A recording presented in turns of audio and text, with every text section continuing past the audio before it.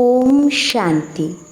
27/4/2024 প্রাতঃমুরলি ওম শান্তি বাপদাদা মধুবন। বাবা বলেছে, মিঠে বাচ্চে, তোমরা এসেছো বাবার কাছে হেলথ, ওয়েলথ আর হ্যাপিনেসের বর্ষা নিতে। তো আমরা কেন এসেছি বাবার কাছে? বাবার কাছে হেলথ, ওয়েলথ আর হ্যাপিনেসের বর্ষা নিতে। ঈশ্বরীয় মতে চললেই তোমরা বাবার বর্ষা পাও। তো বাবার বর্ষা আমরা তখনই পাবো যখন ঈশ্বরীয় মতে চলব। প্রশ্ন: বাবা সব বাচ্চাদের বিকল্প জিত হওয়ার যুক্তি কি বলেছে? তো বাবা সব বাচ্চাদের বিকল্প জিত হওয়ার জন্য কোন যুক্তি বলেছে? উত্তর: বিকল্পজিৎ হওয়ার জন্য নিজেকে আত্মা ভেবে ভাই ভাইয়ের দৃষ্টিতে দেখো। শরীরকে দেখলেই বিকল্প আসে, তাই ভ্রুকুটি মাঝে আত্মা ভাইকে দেখো।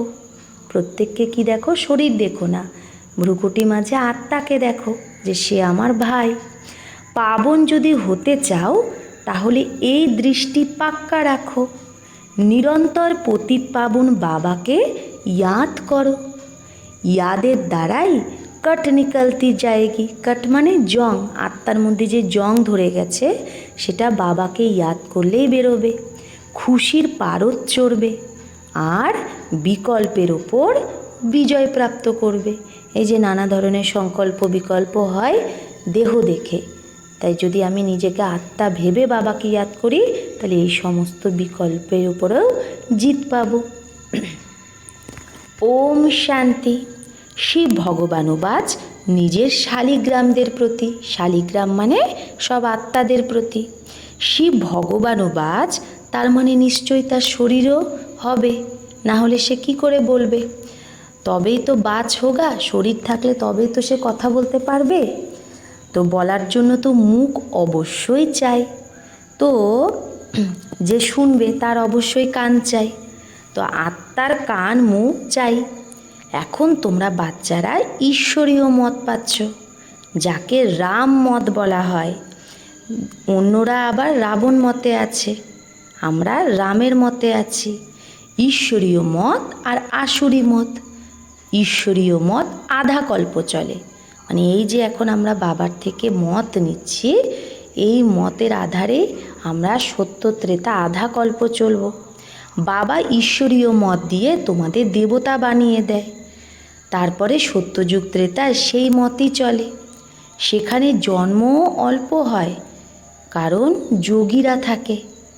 আর দাপর কলিযুগে হলো রাবণ মত, সেখানে জন্মও অনেক হয় কারণ ভোগী আছে, তাই আয়ুও কম হয়। তো সত্য ত্রেতায় যোগী, দাপর কলি ভোগী। অনেক সম্প্রদায় হয়ে যায় আর অনেক দুঃখী হয়ে যায় মানুষ। এখন রাম মতের মানুষরাই ফির রাবণ মত সে মিল যাতে হে। আমরা যারা রাম মতে ছিলাম 2500 বছর, তারা আমরাই আবার পরে রাবণ মতে মিলে যাই। তো সারা দুনিয়ারই তখন রাবণ মত হয়ে যায়। আবার বাবা এসে সবাইকে রাম মত দেয়। সত্যযুগে হলো রাম মত ঈশ্বরীয় মত, তাকে বলা হয় স্বর্গ। ঈশ্বরীয় মত পেলে স্বর্গে স্থাপনা হয়ে যায় আধা কল্পের জন্য। সেটা যখন পুরো হয়ে যায় তো রাবণ রাজ্য হয়। যখন আধা কল্প পুরো হয়ে যায় তারপরে আবার রাবণ রাজ্য শুরু হয়, তাকে বলা হয় আসুরি মত। এখন নিজেকে জিজ্ঞেস করো, আমি আসুরি মতের দ্বারা কি করতাম আর ঈশ্বরীয় মতে এখন কি করছি? আগে যেরকম আমরা নরকবাসী ছিলাম, আবার স্বর্গবাসী হচ্ছি শিবালয়ে। সত্যযুগ ত্রেতাকে শিবালয় বলে। যে নাম দিয়ে স্থাপনা হয় তো নিশ্চয়ই উনকা ভি নাম রাখেঙ্গে, তাই না? যার দ্বারা স্থাপনা হচ্ছে তো নিশ্চয়ই তার নামটা তো রাখবে। তাই সেখানে শিবের দ্বারা স্থাপনা হচ্ছে, তাই সত্যযুগকে শিবালয় বলে, যেখানে দেবতারা থাকে। রচয়িতা বাবাই তোমাদের এই কথাগুলো বোঝাচ্ছে। কি রচনা করে সেটাও তোমরা বাচ্চারা বোঝো। সারা রচনা এই সময় তাকেই ডাকে, হে পতিত পাবন বা হে লিবারেটার। রাবণ রাজ্য থেকে বা দুঃখ থেকে তুমি আমাকে ছাড়াও। এখন তোমরা সুখ কী সেটা জেনেছ, তবেই এই দুঃখকেও বুঝতে পারো। না হলে কেউ এই দুঃখকে থোড়েই বোঝে যে এটা দুঃখ, সুখের দুনিয়াও ছিল। যেরকম বাবা নলেজফুল, মানুষ সৃষ্টির বীজ রূপ, তোমরাও সেই রকম নলেজফুল হয়ে যাও। বীজের মধ্যেই তো সারা গাছের নলেজ থাকে, কিন্তু যে দুনিয়ায় যে গাছের বীজ থাকে সেগুলো তো জড়। যদি চৈতন্য হতো তাহলে তারাও বলে দিত গাছের হিস্ট্রি। তোমরা চৈতন্য গাছের, তাই তোমরা গাছটাকেও জানো। বাবাকে বলা হয় মনুষ্য সৃষ্টির বীজ রূপ, সচ্চিৎ আনন্দ স্বরূপ। এই ঝাড়ের উৎপত্তি আর পালনা কি করে হয় এটা কেউ জানে না। এরকম না নতুন ঝাড় উৎপন্ন হয়, এটাও বাবা বোঝায়। পুরানো ঝাড়ের মানুষরাই ডাকে যে হে ভগবান, পতিত পাবন, রাবণ থেকে লিবারেট করো। কারণ এই সময় রাবণ রাজ্য। মানুষ তো না রচয়িতাকে না রচনাকে জানে। নিজে বাবা বলে আমি একবারই হেভেন বানাই, হেভেনের পরেই আবার হেল হয়। রাবণ আসার পরেই বাম মার্গে চলে যা। সত্যযুগে হেলথ, ওয়েলথ, হ্যাপিনেস সব থাকে। তোমরা এখানে আসোই বাবার থেকে বর্ষা নিতে, হেলথ, ওয়েলথ, হ্যাপিনেসের। কারণ স্বর্গে কখনো দুঃখ হয় না। তোমাদের মনের মধ্যে আছে যে আমরা কল্পে কল্পে পুরুষোত্তম সঙ্গম যুগে পুরুষার্থ করি, নামই কত সুন্দর। আর কোনো যুগকে পুরুষোত্তম থোড়েই বলে। তার মধ্যে সিঁড়ি তো নিচে নামতেই থাকে, অন্য যুগে তো সিঁড়ি নিচে নামতে থাকে, আর এই সঙ্গম যুগে সিঁড়ি ওপরে ওঠে। তো বাবাকে ডাকেও না, সমর্পণও করে, কিন্তু এটা জানে না যে বাবা কবে আসে। ডাকে ও গডফাদার, লিবারেট করো, গাইড হও। লিবারেটার হবে তাহলে তাকে নিশ্চয় আসতে হবে, এসেই তো লিবারেট করবে, মুক্ত করবে। আবার গাইড হয়ে তাকে নিয়েও যেতে হবে। বাবা বাচ্চাদের অনেক দিন পর দেখে, 5000 বছর পর বাবা আমাদের দেখে, তাই বাবা খুব খুশি হয়। তো দুনিয়ায় তো আছে আমাদের হদের বাবা, আর এখানে তো আমাদের বেহদের বাবা, এত আত্মার বাবা। বাবা ক্রিয়েটার, রচনা করে আবার তার পালনাও করে। পুনর্জন্ম তো নিতেই হয়।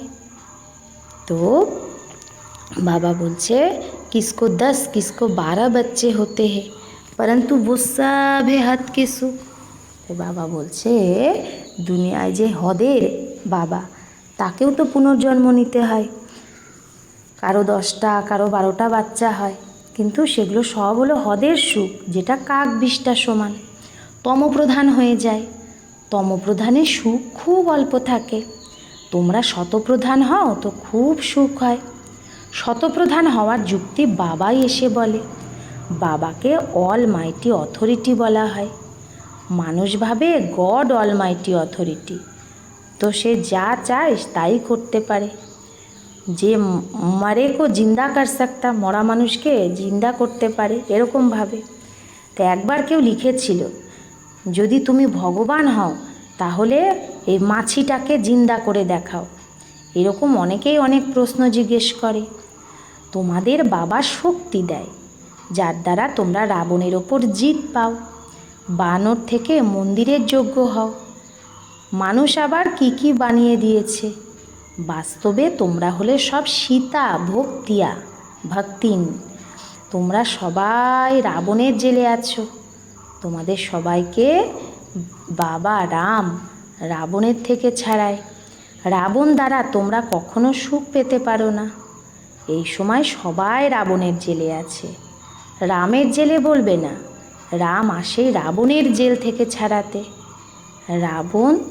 রাম বলতে এখানে কোন রাম? পরমাত্মা রাম, শিব বাবা আমাদের রাবণের জেল থেকে মুক্ত করতে আসে। রামের জেল বলবে না, রামের কখনো জেল হয় না। রাম আসেই রাবণের জেল থেকে ছাড়াতে। রাবণ 10 সিরওয়ালা বানাতে হে। রাবণের কয় মাথা দেখায়? 10 মাথা। হ্যাঁ, তাহলে তার আবার 20টা হাত দেখিয়েছে। বাবা বলে আরে এটা 5 বিকার পুরুষের 5 বিকার স্ত্রী, তাহলে 10 হলো। তাদের বলে রাবণ রাজ্য। এটাকেই বলে রাবণ রাজ্য বা 5 বিকার রূপী মায়ার রাজ্য। এরকম বলবে না যে এর কাছে অনেক মায়া আছে, মায়ার নেশা চড়ে আছে, না, এরকম বলবে না। ধনকে মায়া বলে না, ধনকে সম্পত্তি বলা হয়। তোমরা বাচ্চারা সম্পত্তি আদি অনেক পাও, অনেক ধন থাকবে আমাদের, তোমাদের কিচ্ছু চাওয়ার দরকার নেই, কারণ এটা তো পড়া। পড়াতে কি চায় কিছু? টিচার যা পড়াবে সেটাই স্টুডেন্ট পড়বে, যে যত পড়বে তত পাবে। এখানে কোনো চাওয়ার ব্যাপার নেই, মাংনে কি বাত নেই। এতে পবিত্রতাও চাই। এক একটা অক্ষরের ভ্যালু দেখো কত, পদ্মা পদম, যে বাবা যে মুরলি শোনাচ্ছে, তাহলে এক একটা মুরলির যে এক একটা ওয়ার্ড তার ভ্যালু পদ্মা পদম। বাবাকে চেনো আর ইয়াদ করো। বাবা পরিচয় দিয়েছে কি, যেরকম আত্মা বিন্দি সেরকম আমিও বিন্দি। বাবা তো এভার পবিত্র, সদাই পবিত্র, শান্তি জ্ঞান পবিত্রতার সাগর। একজনেরই মহিমা, সবার পজিশন নিজের নিজের। নাটকও বানায় না, কণায় কণায় ভগবান। যারা নাটক দেখে তারা জানে যে মহাবীর বাচ্চা, তাদের তো বাবা বলে তুমি ভলে যেখানেই যাও শুধু সাক্ষী হয়ে সব কিছু দেখা উচিত। এখন তোমরা বাচ্চারা রাম রাজ্য স্থাপন করে রাবণ রাজ্যকে খালাস করে দিচ্ছ। তাহলে আমরা রাম রাজ্য স্থাপন করছি আর রাবণ রাজ্য খালাস হয়ে যাবে, এটা হলো বেহদের কথা। মানুষ তো হদের কাহিনী বানিয়ে দিয়েছে। তোমরা হলে শিব শক্তি সেনা, শিব অলমাইটি না, শিবের শক্তি যে নিচ্ছে তাদেরই বলে শিবের সেনা। তোমরাই সেই শিব সেনা। তারা আবার শিবসেনা নাম রেখে দিয়েছে এমনি। এখন তোমাদের নাম কি রাখবে? তোমাদের নাম তো রাখা আছে প্রজাপিতা ব্রহ্মা কুমার কুমারী। শিবের তো সবাই সন্তান, সারা দুনিয়ার আত্মারা তার সন্তান। শিবের কাছ থেকে তোমরা শক্তি পাও। শিব বাবা তোমাদের জ্ঞান শেখায়, যার দ্বারা তোমরা এত শক্তি পাও, যেটার জন্য আধা কল্প তোমরা সারা বিশ্বে রাজ্য করো। তোমাদের এটা হলো যোগ বলের শক্তি, আর তাদের হলো বাহুবলের। ভারতের প্রাচীন রাজযোগ গাওয়া হয়, চাইও ভারতের প্রাচীন যোগ শিখি, যার দ্বারা প্যারাডাইস স্থাপন হয়েছিল। বলেও ক্রাইস্টের এত বছর আগে প্যারাডাইস ছিল, মানে যীশুখ্রিস্টের আসার 3000 বছর আগে প্যারাডাইস স্বর্গ ছিল। তো সেটা কি করে হয়েছে? স্বর্গটা বানালো কে? আর কে বানালো? কিভাবে তৈরি হলো? তো যোগের দ্বারা। তোমরা হলে প্রবৃত্তি মার্গের সন্ন্যাসী, আর ওই নিবৃত্তি মার্গের সন্ন্যাসীরা তো ঘর বাড়ি ছেড়ে জঙ্গলে চলে যায়। ড্রামা অনুসারে প্রত্যেকেই পার্ট পেয়েছে। এত ছোট বিন্দির মধ্যে কত পার্ট আছে, একে কুদরত বলতে পারো। বাবা তো এভার শক্তিমান, গোল্ডেন এজেড। এখন তোমরা বাবার থেকে শক্তি নিচ্ছ, এটাও ড্রামা বানানো আছে। এইরকম না যে বাবা হাজার সূর্য থেকে তেজময়, সেটা তো যার যেরকম ভাবনা বসে আছে সে সেই ভাবনায় তাকে দেখে। চোখ লাল লাল হয়ে যায়, বাস করো আমি সহন করতে পারছি না।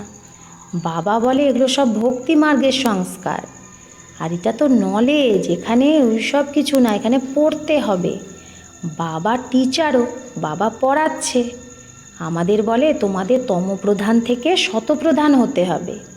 বাবা বোঝায় হিয়ার নো ইভিল, কোনো খারাপ কথা শুনো না। মানুষ জানেই না যেটা কে বলল। প্রথমে বানরের চিত্র বানাতো, এখন মানুষের বানাতে থাকে। বাবাও নলিনী বাচ্চা কা বানায়া থা। হ্যাঁ, নলিনী দিদির বাবা কি বানিয়েছিল? এই যে চিত্র, যে hear no evil, see no evil, talk no evil. তো মানুষের তো ভক্তির নেশা কত, ভক্তির রাজ্য না এটা। তো এখন হবে জ্ঞানের রাজ্য, পার্থক্য হয়ে যায়। বাচ্চারা জানে জ্ঞানের দ্বারাই তো বরাবর সুখ পাওয়া যায়, আবার ভক্তির দ্বারা তো সিঁড়ি নিচেই নামতে থাকে। আমরা প্রথমে সত্য যুগে যাই, তারপরে উকুনের মতো নিচে নামতে থাকি। 1250 বছরে 2 কলা কমে যায়, সত্যযুগে 16 কলা থাকে। তাহলে 1250 বছর হয়ে যাওয়ার পর আমাদের ত্রেতা যুগে 2 কলা কমে যায়, চাঁদের মতো। চাঁদেরও গ্রহণ লাগে না, কলা কম হতে থাকে, তখন ধীরে ধীরে কী হয়, আরও নিচে আমরা নামতে থাকি। তারপরে এখন ধীরে ধীরে কলা বাড়তে থাকে। আমাদের তো এখন নো কলা, 0 কলা হয়ে গেছে, কিন্তু এখন আমাদের কলা বাড়তে বাড়তে 16 কলা হয়। তো দুনিয়ায় তো ওগুলো অল্পকালের কথা, এটা তো বেহদের কথা। এই সময় সবার উপর রাহুর গ্রহণ হয়ে গেছে। উঁচু থেকে উঁচু হলো বৃহস্পতির দশায়, আর সব থেকে নিচু হলো রাহুর দশা। একদম সর্বশান্ত করে দেয়, দেওয়ালা নিকাল দেতে। বৃহস্পতির দশা হলেই আমরা চড়ি।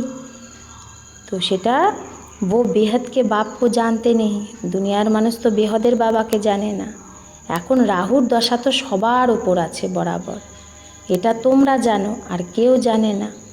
রাহুর দশায় ইনসলভেন্ট বানায়, বৃহস্পতির দশার দ্বারা সলভেন্ট হই আমরা। ভারত কত সলভেন্ট ছিল, এক ভারতই ছিল। সত্যযুগে রাম রাজ্য পবিত্র রাজ্য হয়, যার মহিমা হয়। অপবিত্র রাজ্যের মানুষই গায় আমি নির্গুণ, আমার মধ্যে কোনো গুণ নেই। এরকম সংস্থাও বানানো আছে, নির্গুণ সংস্থা।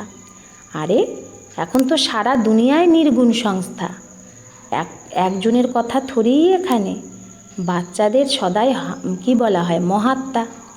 তোমরা আবার বলো কোনো গুণ নেই, তার মানে এটা তো সারা দুনিয়া, যার মধ্যে কোনো গুণ না হওয়ার কারণে রাহুর দশা বসে গেছে।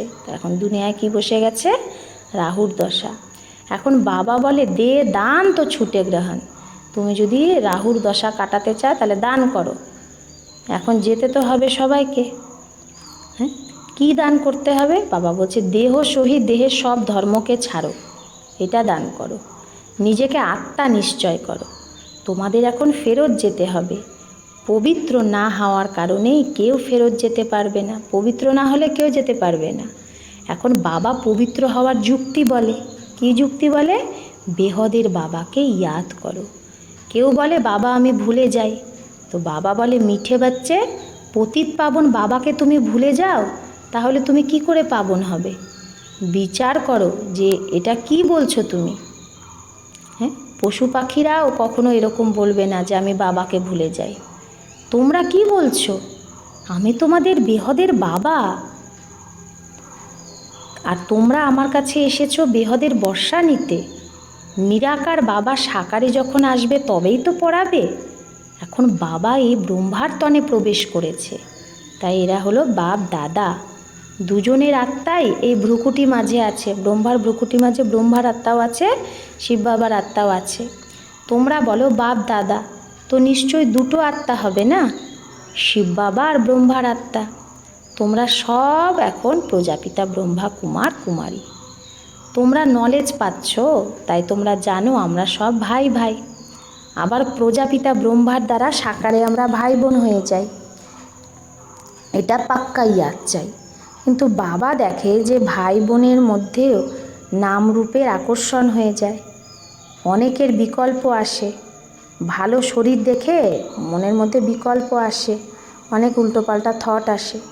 এখন বাবা বলে নিজেকে আত্মা ভেবে ভাই ভাইয়ের দৃষ্টিতে দেখো। আত্মারা সব ব্রাদার, ভাই। তো ভাই হলে বাবা নিশ্চয়ই চাই। সবার একই বাবা, সবার বাবা একজন, সবাই বাবাকে ইয়াদ করে। এখন বাবা বলে শতপ্রধান হতে গেলে মা মেকাম ইয়াদ করো। যত ইয়াদ করবে তো জং বেরোতে থাকবে, খুশির পারদ চড়বে, আর আকর্ষণ হতে থাকবে नंबर बार पुरुषार्थ अनुसारे। अच्छा, मीठे मीठे सिकिलाधे बच्चों प्रति माता पिता बाप दादा का याद प्यार और गुड मॉर्निंग। रूहानी बाप के रूहानी बच्चों को नमस्ते। हम रूहानी बच्चों की रूहानी माता पिता बाप दादा का याद प्यार, बाप दादा को याद प्यार, गुड मॉर्निंग और नमस्ते नमस्ते नमस्ते। शुक्रिया बाबा, आपको लाख लाख शुक्रिया। धारणार जन्य मुख्य सार एक, পড়ার ওপর পুরো ধ্যান দিয়ে নিজেকে সম্পত্তিবান বানাতে হবে। পড়ার উপর পুরো ধ্যান দিয়ে নিজেকে সম্পত্তিবান বানাতে হবে। কিচ্ছু চাওয়া যাবে না। এক বাবার ইয়াদ আর পবিত্রতার ধারণার দ্বারাই পদ্মা পদমপতি হতে হবে। এক বাবার ইয়াদ আর পবিত্রতার ধারণার দ্বারাই পদ্মা পদমপতি হতে হবে। 2, রাহুর গ্রহণ থেকে মুক্ত হওয়ার জন্য বিকারের দান দিতে হবে। তো রাহুর গ্রহণ থেকে মুক্ত হওয়ার জন্য কি করতে হবে? বিকারকে দান করতে হবে। Hear no evil, talk no evil, see no evil, কোনো খারাপ জিনিস দেখা যাবে না, বলা যাবে না, শোনা যাবে না। যে কথার দ্বারা সিঁড়ি নিচে নেমে গেছো, নির্গুণ হয়েছো, সেগুলোকে বুদ্ধি দিয়ে ভুলে যেতে হবে। वरदान, पहले आपके मंत्र द्वारा सर्व का स्वमान प्राप्त करने वाले निर्माण सो महान भव। तो प्रथमे कोन मंत्र द्वारा? पहले आप, অন্যকে বলতে হবে প্রথমে আপনি। এই মন্ত্রের দ্বারা মানে অন্যকে আগে বাড়াতে হবে। এই মন্ত্রের দ্বারাই তুমি সবার সম্মান প্রাপ্ত করতে পারবে, তবেই তুমি নির্মাণ সো মহান ভব। এই মহামন্ত্র সদা যেন মনে থাকে। কোন মহামন্ত্র? যে নির্মাণই সর্বমহান, নির্মাণ যত হব সেটাই মহান, সেই মহান হবে। पहले आप करना ही सर्व से समान प्राप्त करने का आधार है। তো সবার থেকে সমান প্রাপ্ত করার আধার কি? पहले आप, প্রথমে অন্যকে এগিয়ে দিতে হবে। মহান হওয়ার এই মন্ত্র বরদান রূপে সদা সাথে রাখো। তো মহান হওয়ার এই মন্ত্র কি করতে হবে? বরদান রূপে সদা সাথে রাখতে হবে। বরদানের দ্বারাই তোমরা পালতে উঠতে মঞ্জিল পর পৌঁছনা। বরদানের দ্বারাই তুমি ওড়ো, পালনা নাও আর নিজের মঞ্জিলে মানে লক্ষ্যে পৌঁছাও। মেহনত তখনই করতে হয় যখন বরদানকে কার্যে লাগাও না। বরদানকে কার্যে না লাগালে কি হয়? মেহনত করতে হয়। আর বরদানকে কাজে লাগালে কি হয়? আমরা খুব তাড়াতাড়ি উঠতে থাকি। যদি বরদানের দ্বারাই পালনা হতে থাকে মানে বরদানকে কাজে লাগাও, বরদানকে কাজে লাগালে কি হবে? মেহনত সমাপ্ত হয়ে যাবে, সদা সফলতা আর সন্তুষ্টতার অনুভব করতে থাকবে। যখনই কোনো কঠিন কার্য আসবে তো বরদান হয়ে তুমি নিজের জীবনে ইউজ করো যে বাবা তো এটা বলেছে, বরদান দিয়েছে, তো তখন কি হবে? সফলতা আর সন্তুষ্টতার অনুভব করবে। স্লোগান, सूरत द्वारा सेवा करने के लिए, চেহারা দ্বারা সেবা করার জন্য নিজের মুস্কুরাতা হুয়া রমণীক আর গম্ভীর স্বরূপ ইমার্জ করো। তাহলে বাবা কি বললো? চেহারা দ্বারা সেবা করার জন্য নিজের হাসি খুশি রমণীক আর গম্ভীর স্বরূপকে ইমার্জ করো। নিজের হাসি খুশি রমণীক আবার গম্ভীর স্বরূপকে ইমার্জ যদি আমরা করি তবেই আমরা চেহারার দ্বারা সেবা করতে পারি। এরকম না যে সবসময় ইয়ার্কির মতো হাসি, সেরকম না, যে মুস্কুরানোর মধ্যে রমণীকতাও থাকবে আবার গম্ভীর স্বরূপও থাকবে, সেটা যখন ইমার্জ করব তখনই আমরা সুরাত চেহারা দ্বারা সেবা করতে পারবো। আচ্ছা, ওম শান্তি।